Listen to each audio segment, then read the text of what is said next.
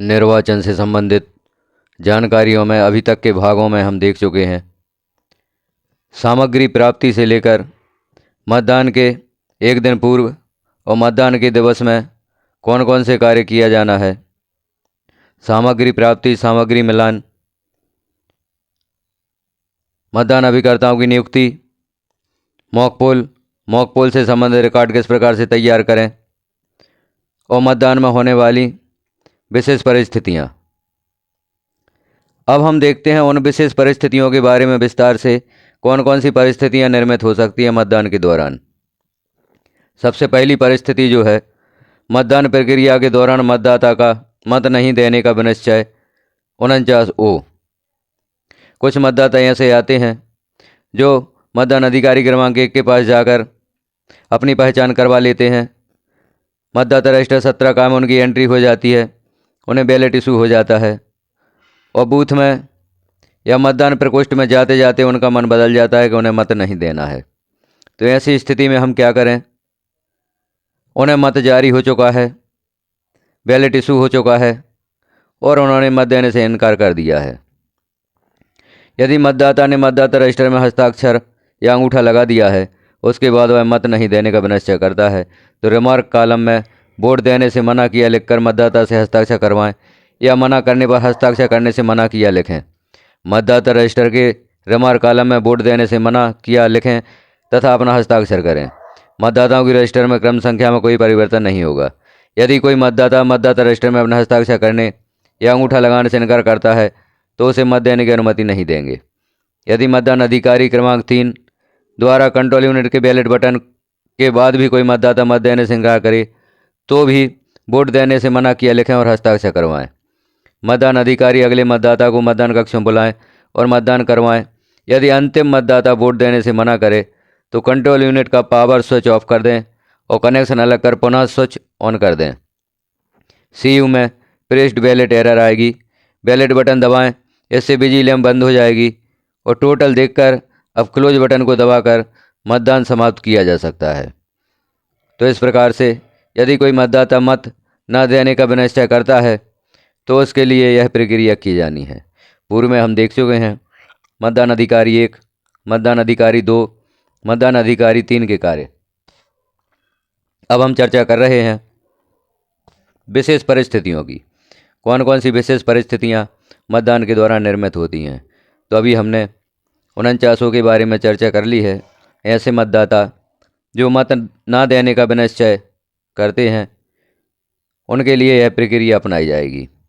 अंतिम मतदाता यदि मत न देने का विनिश्चय करता है, उन्हें बैलेट इशू हो चुका है, तो ऐसी स्थिति में हम मशीन को क्लोज नहीं कर पाएंगे, तो मशीन को स्विच ऑफ करें और फिर स्विच ऑन करें, तो जो हमने बैलेट इशू किया है वह हट जाएगा।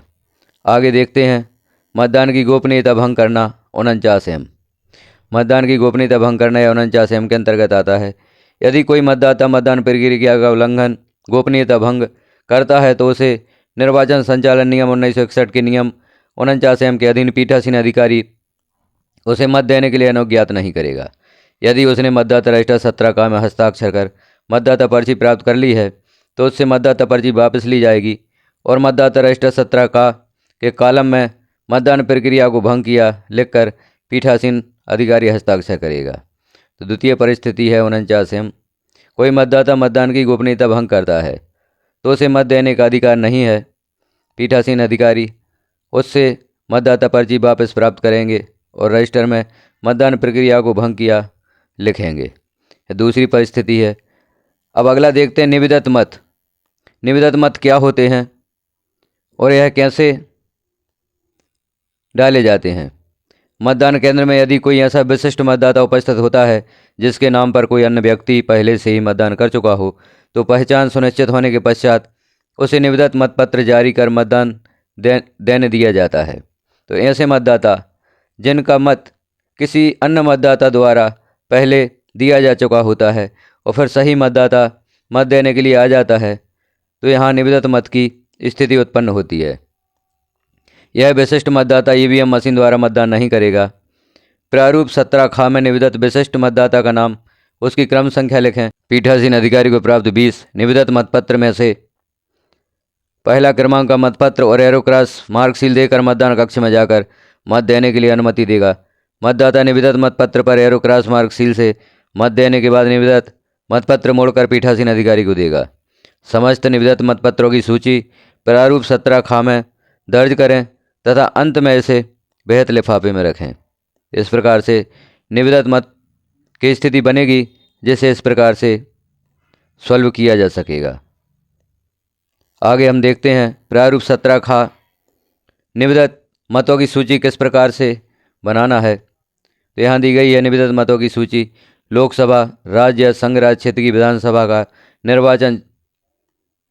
निर्वाचन क्षेत्र जो भी है उसका नाम लिखेंगे, निर्वाचन क्षेत्र संख्या एवं मतदान केंद्र का नाम, निर्वाचक नामावली का भाग संख्या।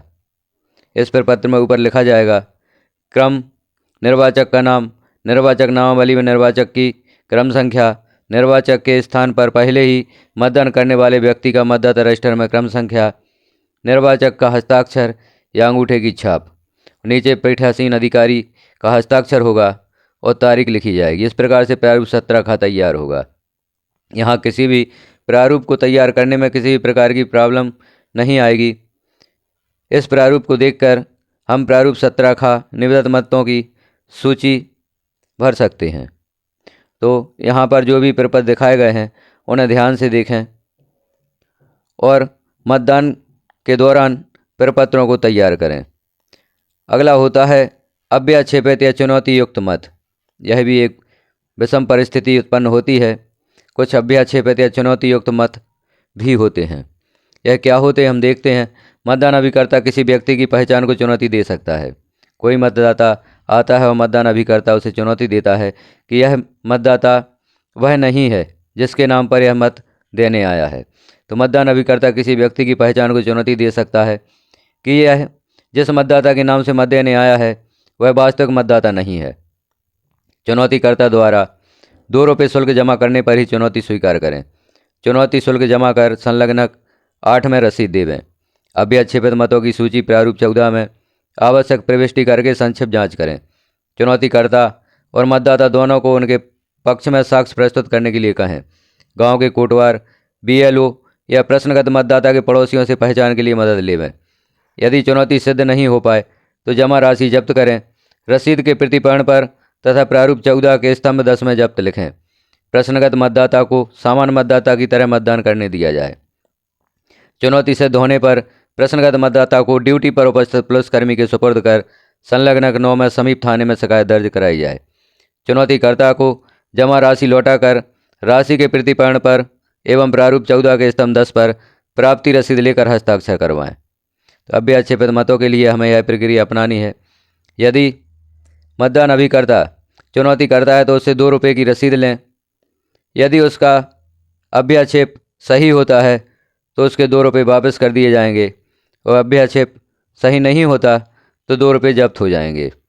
मतदाता सही है तो उसे सामान्य मतदाता की तरह मत देने का अधिकार होगा और यदि वह गलत है तो उसे पुलिस के सुपुर्द कर दिया जाएगा। यह रसीद पुस्तिका का प्रारूप है। किस प्रकार से इसे भरा जाएगा यह भी आप देख सकते हैं। रसीद पुस्तिका अनुलग्नक 8। यह प्रशिक्षण हेतु नमूनार्थ दी गई है। यह सिर्फ उदाहरण के लिए है। इसे देखकर आप अपने मतदान केंद्र की रसीद में जानकारी भर सकते हैं। आगे देखते हैं अव्याक्षेपित मतों की सूची। यदि आपके मतदान केंद्र पर अव्याक्षेपित मत होते हैं या ऐसी परिस्थिति निर्मित होती है तो सूची किस प्रकार से तैयार करेंगे। निर्वाचन क्षेत्र का नाम लिखेंगे। लोकसभा क्षेत्र का क्रमांक नाम लिखेंगे। के लिए निर्वाचन 2024 समूह निर्वाचन क्षेत्र में मतदान केंद्र का संख्यांक और नाम लिखेंगे। यहाँ मतदान केंद्र और उसका संख्यांक, नाम और संख्यांक लिखा जाएगा और मतदान के स्थान का या मतदान केंद्र के स्थान का नाम भी यहाँ पर लिखा जाएगा। तो प्रपत्र में हम देखते हैं कौन कौन सी जानकारियाँ देना है। प्रविष्टि का क्रम संख्यांक, निर्वाचक का नाम, नामावली के भाग का क्रम संख्यांक, उस भाग में निर्वाचक के नाम क्रम संख्यांक, जिस व्यक्ति के खिलाफ अभ्याक्षेप किया गया है उस व्यक्ति का हस्ताक्षर, अंगूठे का निशान। जिस व्यक्ति के खिलाफ अभ्याक्षेप किया गया है उस व्यक्ति का पता। यदि कोई पहचानने वाला है तो उसका नाम। अभ्याक्षेपित का नाम। पीठासीन ऑफिसर का आदेश। निक्षेप का प्रतिदाय प्राप्त करने पर अभ्याक्षेपकर्ता के हस्ताक्षर। इस प्रकार से इस प्रारूप को हम तैयार करेंगे। यहाँ निर्वाचक का नाम और भी जो जानकारी है उसे आप अच्छी तरह से देख लें, और यदि ऐसी निर्मित होती है, ऐसी स्थिति निर्मित होती है तो आप अपने मतदान केंद्र पर इस जानकारी को पूर्ण करें। यहाँ देखते हैं थाना अधिकारी को शिकायती पत्र किस प्रकार से भरा जाता है। तो यहाँ शिकायती पत्र भी उदाहरण के लिए दिया गया है, इसे आप देख सकते हैं। थाना अधिकारी को शिकायती पत्र। सेवा में थाना अधिकारी जो भी थाना है।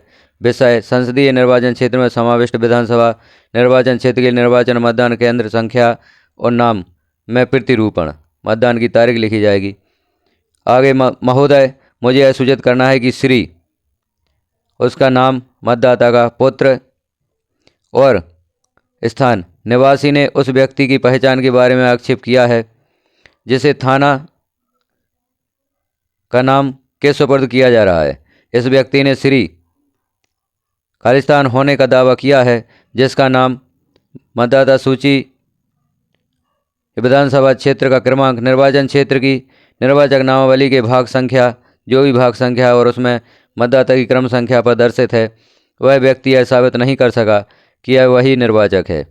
मेरे विचार में यह छद्मवेशी है, अतः आपसे निवेदन है कि आप भारतीय दंड संहिता की धारा 171F के अधीन यथा आक्षेपित आवश्यक कार्यवाही करें। नीचे पीठासीन अधिकारी के हस्ताक्षर, स्थान और तारीख यहाँ लिखी जाएगी।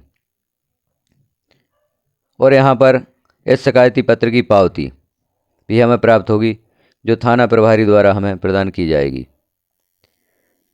अब अगली जो परिस्थिति होती है, निर्वाचक की अपनी आयु के बारे में घोषणा। यदि किसी मतदाता की आयु के संबंध में संदेह है कि उसकी आयु मतदान के लिए अर्हता आयु 18 से कम प्रतीत होती है, तो उससे उसकी आयु के बारे में घोषणा प्राप्त करना चाहिए। घोषणा प्राप्त करने के पूर्व मतदाता को मिथ्या घोषणा करने के लिए जन प्रतिनिधित्व अधिनियम 1950 की धारा 31 में दंड के उपबंधों की सूचना दें। मतदाता के संलग्न 10 में घोषणा पत्र पढ़कर हस्ताक्षर करवाएं। तत्पश्चात उसे सामान्य रूप से मतदान करने देवें। संलग्न 11 के भाग 1 में सूचीबद्ध करें। यदि ऐसा मतदाता निर्धारित घोषणा पत्र में हस्ताक्षर करने से इनकार करे तथा मत डाले बिना चला जाए तो इसकी भी सूची संलग्न 11 के भाग 2 में सूचीबद्ध करें। निर्वाचक द्वारा आयु के संबंध में घोषणा का प्रारूप यहाँ दिया गया है। इसे भी हम देख सकते हैं किस प्रकार से निर्वाचक द्वारा आयु के संबंध में घोषणा प्रारूप भरा जाएगा। इसमें निर्वाचक के हस्ताक्षर, अंगूठे की छाप है, पिता या माता या पति का नाम, निर्वाचक नामावली की भाग संख्या, निर्वाचक की क्रम संख्या और तारीख, और नीचे पीठासीन अधिकारी के हस्ताक्षर, मतदान केंद्र की संख्या और नाम और तारीख यहाँ लिखी जाएगी। इस प्रकार से निर्वाचक द्वारा आयु के संबंध में घोषणा का प्रारूप भरा जाएगा। आगे हम देखते हैं निर्धारित आयु से कम आयु वाले निर्वाचक की सूची। यहाँ सूची भी तैयार की जानी है जिनसे भी हमने आयु के बारे में घोषणा ली है। तो इस प्रकार से उदाहरण के रूप में सूची दी गई है। इस सूची को आप देख सकते हैं और अपने मतदान केंद्र पर निर्धारित आयु से कम आयु वाले निर्वाचकों की सूची तैयार कर सकते हैं। इन प्रारूप को आप ध्यान से देखें और इसी के अनुसार मतदान केंद्र पर अपना कार्य करें। अब दृष्टिहीन और दिव्यांग मतदाताओं द्वारा मतदान। कुछ ऐसे मतदाता आते हैं जो दृष्टिहीन हैं या दिव्यांग हैं, जो स्वयं मतदान नहीं कर सकते। इनके साथ में कोई साथी आता है या स्वयं भी मतदान करना चाहते हैं तो किस प्रकार से कर सकते हैं। दृष्टिहीन मतदाताओं को ब्रेल लिपि में कृत्रिम मतपत्र सीट दिखाकर मतांकन के तरीके को समझाया जाएगा। बीयू में ब्रेल लिपि में अंक अंकित हैं।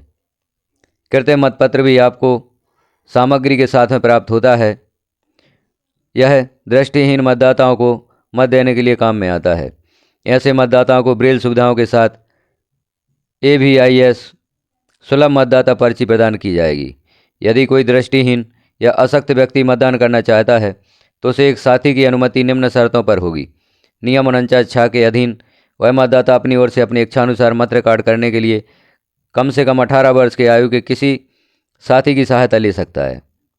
ऐसे मतदाता के साथी का बेहद प्रारूप में घोषणा पत्र पर हस्ताक्षर करवाएं तथा मतदाता के मतदान को गुप्त रखेगा।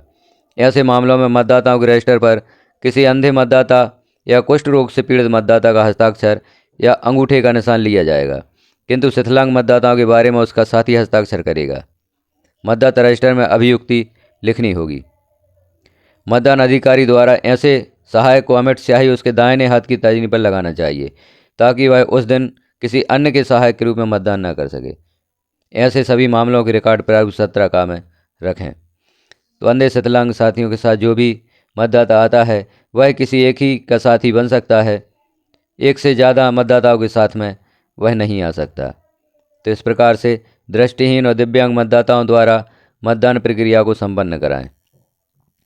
अब नेत्रहीन अशक्त निर्वाचक के साथी द्वारा घोषणा भी भरी जाती है। यदि नेत्रहीन या अशक्त निर्वाचक के साथ में कोई साथी आता है तो यहाँ घोषणा का प्रारूप दिया गया है, जो कि उदाहरण के लिए है। इसे भी आप देख सकते हैं किस प्रकार से घोषणा का प्रारूप भरा जाएगा। इनमें जो ऊपर की जानकारी होती है वह लगभग सभी प्रपत्रों में एक जैसी होती है। सिर्फ जो प्रारूप है, प्रारूप को ध्यान से देखें कहाँ कौन सी एंट्री की जानी है।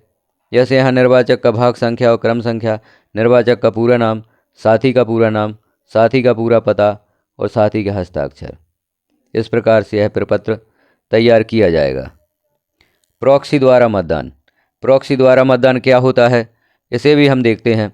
निर्वाचन संचालन नियम 1961 की धारा 17(6) के अंतर्गत किसी वरीकृत सेवा मतदाता द्वारा फॉर्म 13 फॉ में नियुक्त प्रॉक्सी वोटर यदि उसका नाम रिटर्निंग ऑफिसर द्वारा प्रदत्त प्रॉक्सी मतदाता की उपसूची में शामिल है तो वह सामान्य मतदाता की तरह ईवीएम मशीन से मतदान करेगा।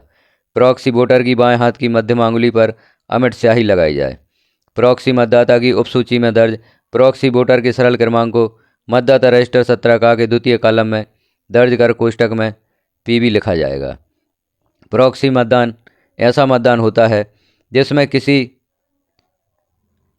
व्यक्ति द्वारा दूसरे व्यक्ति को मत देने के लिए अनुज्ञात किया जाता है और किसी दूसरे मतदाता की जगह अन्य मतदाता मत देने आता है। यह स्थिति जैसे सेना में नौकरी कर रहे लोगों के लिए होती है, वह अपना मतदाता नियुक्त कर सकते हैं। अब एक महत्वपूर्ण बात यहाँ पर आती है, एएसडी सूची के मतदाता द्वारा मतदान। एएसडी का मतलब होता है एब्सेंट, शिफ्टेड और डिलीट मतदाता। इनके बारे में जानकारी भी हम देखते हैं। क्षेत्रीय जानकारी के आधार पर ईआरओ या आरओ द्वारा अनुपस्थित, विस्थापित तथा मृत मतदाताओं की सूची बनाई जाती है और वो मतदान केंद्र को दी जाएगी। ऐसे मतदाता यदि मतदान करने आते हैं तो निम्न सावधानी रखनी चाहिए। मतदाता की पहचान एपिक या घोषित वैकल्पिक दस्तावेजों से ही की जाए तथा उसका गहन परीक्षण किया जाए अथवा अनुमत फोटो दस्तावेज प्रस्तुत करने को कहें। पीठासीन अधिकारी व्यक्तिगत रूप से उसका सत्यापन करें। रजिस्टर में उसके हस्ताक्षर के साथ अंगूठे के निशान भी लेवें, भले ही मतदाता साक्षर हो। ऐसे मतदाताओं से अनुलग्न 16 प्रारूप में घोषणा प्राप्त करनी है। यदि वीडियोग्राफी या फोटोग्राफी की सुविधा उपलब्ध है तो अवश्य करवाएं। पीठासीन अधिकारी एआईडी सूची में से मतदान की अनुमति पाने वाले मतदाताओं का रिकॉर्ड रखेंगे तथा मतदान समाप्ति पर इसका एक प्रमाण पत्र देंगे। एएसडी मतदाता हमने देखे, जो हमें चिन्ह सूची मिलती है उसमें ऐसे मतदाताओं के बारे में लिखित सूचना होती है और उनके कॉलम में सील लगी होती है कि यह एब्सेंट मतदाता है, स्थानांतरित मतदाता है या उसकी डेथ हो चुकी है। यदि भूलवश किसी मतदाता जो है और उसके बारे में सूचना प्रदर्शित कर दी जाती है तो उन मतदाताओं के बारे में हमें मतदान इस प्रकार से करवाना है। अब यहाँ निर्वाचक का घोषणा पत्र भी दिया गया है जिनका नाम अनुपस्थित, स्थानांतरित या मृत सूची में है। यदि ऐसे कोई मतदाता मतदान देने के लिए आ जाते हैं तो उनका घोषणा पत्र भी हमें लेना होता है। घोषणा पत्र का प्रारूप यहाँ पर दिया गया है। इस घोषणा पत्र के प्रारूप को आप सावधानीपूर्वक देखें और मतदान के समय यदि ऐसी स्थिति उत्पन्न होती है तो इस प्रकार से उनका घोषणा पत्र भरें। ईडीसी मतदाता के समय की कार्यवाही। कुछ मतदाता ऐसे भी होते हैं जो इलेक्शन ड्यूटी सर्टिफिकेट लेकर आते हैं और उनका मतदान हमें करवाना होता है। तो ईडीसी निर्धारित प्रारूप 12 खा में आरओ के हस्ताक्षर से प्रस्तुत किया जाएगा। मतदाता की पहचान सुनिश्चित करना, चिन्हित प्रति के अंतिम मतदाता के बाद अगले सरल क्रमांक में आवश्यक प्रविष्टि करना। चिन्हित प्रति में जो अंतिम मतदाता होता है उसके अगले सरल क्रमांक में हमें ईडीसी मतदाता की प्रविष्टि करनी होती है। मतदाता रजिस्टर के द्वितीय कॉलम में निर्वाचक की क्रम संख्या की जगह निर्वाचन कर्तव्य प्रमाण पत्र प्रारूप 12 खास से निर्वाचक का सरल क्रमांक, 2 मतदान केंद्र क्रमांक और विधानसभा का नाम लिखना है। रिमार्क वाले कॉलम में ईडीसी मतदाता लिखना है। प्रारूप 12 खा प्राप्त ईडीसी निर्धारित लिफाफे में रखेगा। मतदान केंद्र पर मतदान अभिकर्ता की उपस्थिति के समय ईडीसी संबंधी कार्रवाई करना चाहिए। मतदान अभिकर्ता भी ईडीसी के द्वारा मतदान कर सकता है। कुल नियत मतदाताओं में ईडीसी के मतदाताओं को जोड़ना चाहिए, पर मतदान प्रतिशत कुल नियत मतदाताओं से ही निकाला जाएगा। जब हम मतदान का प्रतिशत निकालते हैं तो उसमें ईडीसी मतदाताओं को ऐड नहीं किया जाता है। जो हमें संख्या प्राप्त हुई है मतदाता सूची के अनुसार, उसी संख्या के आधार पर प्रतिशत ज्ञात करना होता है। यहाँ उदाहरण भी दिया गया है। यदि किसी मतदान केंद्र पर 912 कुल नियत मतदाता हैं तथा 6 मतदाता ने ईडीसी प्रयुक्त किया, तब लिखते समय कुल मतदाता 918 912 प्लस ईडीसी 6 लिखा जाएगा। मतदान प्रतिशत 912 कुल नियत मतदाताओं से ही निकाला जाएगा। अब स्थिति बनती है परीक्षण वोट या टेस्ट वोट। एक परिस्थिति यह भी बन सकती है परीक्षण वोट भी हो सकता है। यह किस प्रकार से होता है? बीवीपीएटी द्वारा प्रदर्शित पर्ची पर मुद्रित प्रविष्टियों के बारे में शिकायत की दशा में प्रक्रिया। यदि कोई मतदाता मतदान करने के पश्चात शिकायत करता है कि जो बीवीपीएटी स्लिप थी उसमें उसने जिस अभ्यर्थी को मत दिया उसका नाम और चिन्ह नहीं होकर किसी अन्य का नाम था, तो पीठासीन अधिकारी नियम 49 के अंतर्गत अनुलग्नक 17 में एक घोषणा भरवाएगा। घोषणा भरवाने से पूर्व गलत घोषणा पर सजा के प्रावधानों के बारे में चेतावनी देगा। मतदाता रजिस्टर 17 का में उस मतदाता की पुनः प्रविष्टि करेगा। मतदाता को अपनी और मतदान अभिकर्ताओं की उपस्थिति में बैलेट यूनिट से टेस्ट वोट या परीक्षण मत डालने की अनुमति देगा और बीवीपीएटी से निकली पर्ची को देखेगा। यदि मतदाता की शिकायत सही पाई जाती है तो तत्काल सेक्टर या रिटर्निंग अधिकारी को सूचना देगा तथा अगले निर्देश मिलने तक मतदान प्रक्रिया को रोक देगा। यदि मतदाता की शिकायत गलत पाई जाती है तो मतदाता रजिस्टर 17 का में द्वितीय प्रविष्टि के आगे रिमार्क में टेस्ट वोट में जिस क्रमांक पर नाम के उम्मीदवार को मत रिकॉर्ड हुआ था उसको दर्ज करेगा तथा स्वयं हस्ताक्षर कर मतदाता के हस्ताक्षर या अंगूठे का निशान लेगा, उससे पुलिस के सुपुर्द करेगा। अभिलिखित मतों का लेखा प्रारूप 17 का के बिंदु 5 में आवश्यक प्रविष्टि करेगा। इस प्रकार से परीक्षण वोट की प्रक्रिया संपन्न कराई जाएगी। और यदि परीक्षण वोट में परीक्षण करवाने वाले की बात गलत पाई जाती है तो उसे पुलिस के सुपुर्द कर दिया जाएगा। परीक्षण मत के लिए यहाँ पर 49 के तहत घोषणा भी दी गई है। इस घोषणा को किस प्रकार से भरा जाना यह भी आप देख सकते हैं। उदाहरण के लिए यहाँ पर घोषणा का भरा हुआ प्रारूप दिया गया है। यहाँ नाम को सैंपल के तौर पर लिया गया है केवल समझाने के लिए, अतः प्रारूप में देखें कहाँ कौन सी जानकारी भरी जानी है। आगे हम देखते हैं जितनी जानकारी हमने देखी उसमें हमें क्या क्या जानकारी मालूम होना चाहिए।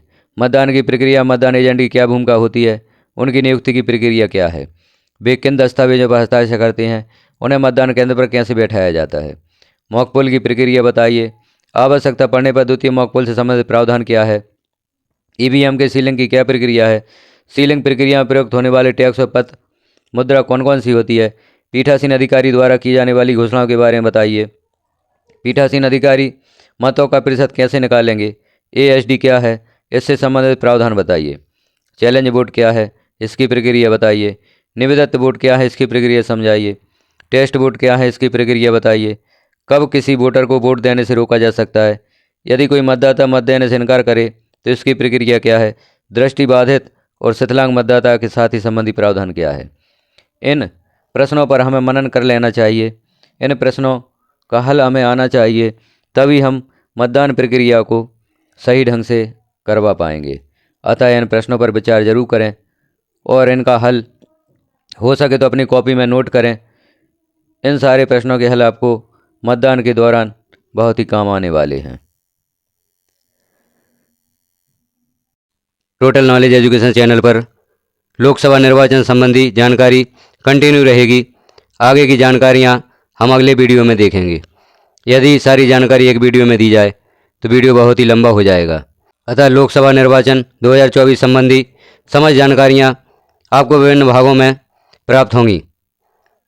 सभी प्रकार के प्रपत्र, सभी सावधानियां, सामग्री प्राप्ति से लेकर सामग्री जमा तक की संपूर्ण जानकारी आपको यहाँ पर प्राप्त होगी विभिन्न भागों में। निर्वाचन एक बहुत ही महत्वपूर्ण कार्य है। लोकसभा निर्वाचन संबंधी समस्त वीडियोज आप ज़रूर देखें।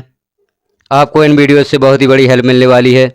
आप इन वीडियोज को देखकर विभिन्न प्रकार के प्रपत्र और विभिन्न सामग्री, सावधानियां आप बहुत अच्छे से देख पाएंगे। बने रहिए टोटल नॉलेज एजुकेशन चैनल के साथ और देखिए पूरा लोकसभा निर्वाचन 2024।